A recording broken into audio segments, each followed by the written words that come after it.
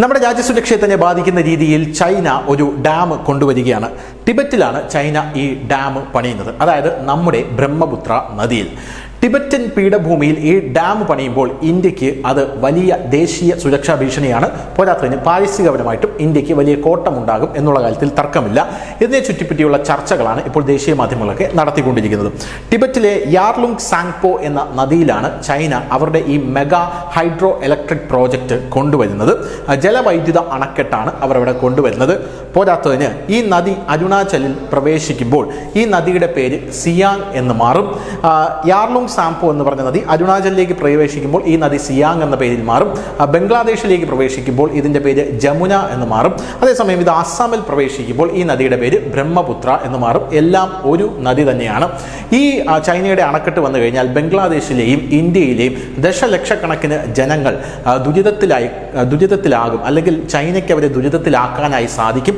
നമ്മുടെ സായുധ സേനയ്ക്ക് തന്നെ അതൊരു ഭീഷണിയാകും എന്നുള്ള റിപ്പോർട്ടുകളാണ് 2 ദിവസമായി വരുന്നത്. എന്നാൽ ഇന്ത്യ ഇപ്പോൾ ഈ അണക്കെട്ടിനെ പ്രതിരോധിക്കാനായി ഒരുങ്ങിയിരിക്കുകയാണ്. ഇന്ത്യ അരുണാചൽ പ്രദേശിലെ ഈ സിയാങ് എന്ന് പറയുന്ന നദിയിൽ വേറൊരു ഡാം ഇതിനെതിരായി കെട്ടാനായി പോവുകയാണ്. അക്ഷരാർത്ഥത്തിൽ ചൈന ഞെട്ടിപ്പോയി. ചൈനയുടെ പദ്ധതികൾ മുഴുവൻ വെള്ളത്തിലാകുന്ന കാഴ്ചയാണ് കാണാനായിട്ട് സാധിക്കുന്നത്. ദേശീയ സുരക്ഷയെ ബാധിക്കും എന്നതിനാൽ തന്നെ ഇതിനെതിരെ അരുണാചൽ പ്രദേശിൽ സിയാങ് അണക്കെട്ട് വരുന്നു എന്നാണ് നമുക്കിപ്പോൾ മനസ്സിലാക്കാൻ സാധിക്കുന്നത്.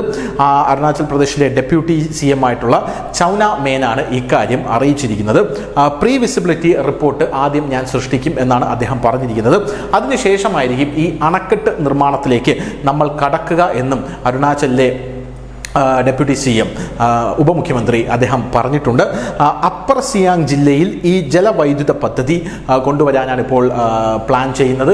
പോരാത്തതിന് 11,000 മുതൽ 12,000 മെഗാവാട്ട് വൈദ്യുതി ഉൽപ്പാദിപ്പിക്കാൻ സാധിക്കുന്ന ഒരു വലിയ വമ്പൻ ഡാം ആയിരിക്കും അവിടെ ചൈനയെ കൗണ്ടർ ചെയ്യാനായി വരാൻ പോകുന്നത് എന്നാണ് അദ്ദേഹം പറയുന്നത്.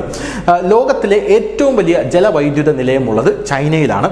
ആ ജലവൈദ്യുത നിലയത്തിൻ്റെ പേര് 3 ഗോർജസ് ഡാം എന്നാണ്.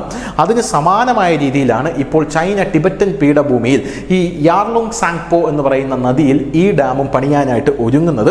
എന്നാൽ ഭൂകമ്പ സാധ്യതയുള്ള പ്രദേശമാണ് ഇത് എന്നുള്ളതാണ് വേറൊരു പ്രധാനപ്പെട്ട കാര്യം. ഭൂകമ്പ സാധ്യതയുള്ള ഹിമാലയൻ ബെൽറ്റിൽ ഇത് പണിയുന്നത് കൊണ്ട് തന്നെ ഭൂമിശാസ്ത്രപരമായിട്ടുള്ള ആഘാതങ്ങൾ അത് സൃഷ്ടിക്കും എന്നും പഠനങ്ങളുണ്ട്. എന്നാൽ ചൈന ഇതൊന്നും വയ്ക്കാതെ മുന്നോട്ട് പോവുകയാണ്.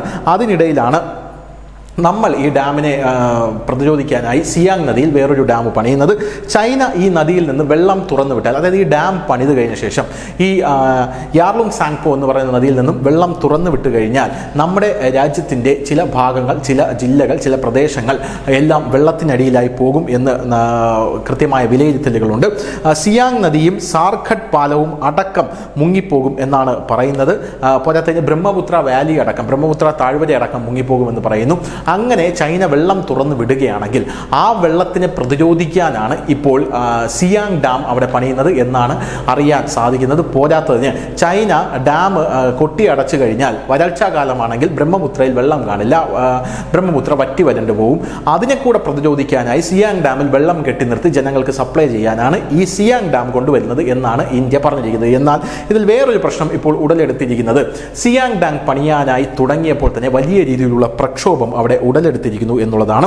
നിവാസികളുടെ ശക്തമായ എതിർപ്പ്, അതായത് ആ പ്രദേശത്തെ നിവാസികളുടെ ശക്തമായ എതിർപ്പാണ് വന്നിരിക്കുന്നത്. ഡാം സർവേക്കായി അരുണാചൽ പ്രദേശിലേക്ക് അയച്ച അർദ്ധസൈനിക വിഭാഗങ്ങളെ പിൻവലിക്കണമെന്ന് ആവശ്യപ്പെട്ട് 350-ലധികം വ്യക്തികളും സംഘടനകളും നമ്മുടെ പ്രസിഡന്റായിട്ടുള്ള ദ്രൗപദി മുർമുവിന് ഇതിനോടകം തന്നെ അപേക്ഷ കൊടുത്തിട്ടുണ്ട്. സിയാങ് തദ്ദേശീയ കർഷക ഫോറത്തിന്റെ ബാനറിൽ അതിന്റെ കീഴിൽ നിരവധി ഗ്രാമങ്ങളിൽ നിന്നുള്ള ആളുകളാണ് ഇപ്പോൾ അണക്കെട്ടിനെതിരെ പ്രതിഷേധിക്കുന്നത്. എന്നാൽ നമ്മുടെ രാജ്യത്തിന്റെ തന്നെ ദേശീയ സുരക്ഷയാണ് ഇവിടെ വലിയ രീതിയിൽ ചോദ്യം ചെയ്യപ്പെടുന്നത്. അതുകൊണ്ട് തന്നെ ജനങ്ങളെ കൃത്യമായി ഇത് പറഞ്ഞു ബോധ്യപ്പെടുത്തും എന്നാണ് അരുണാചൽ പ്രദേശിലെ ഡെപ്യൂട്ടി ചീഫ് മിനിസ്റ്റർ പറയുന്നത്. News desk, news India Malayalam.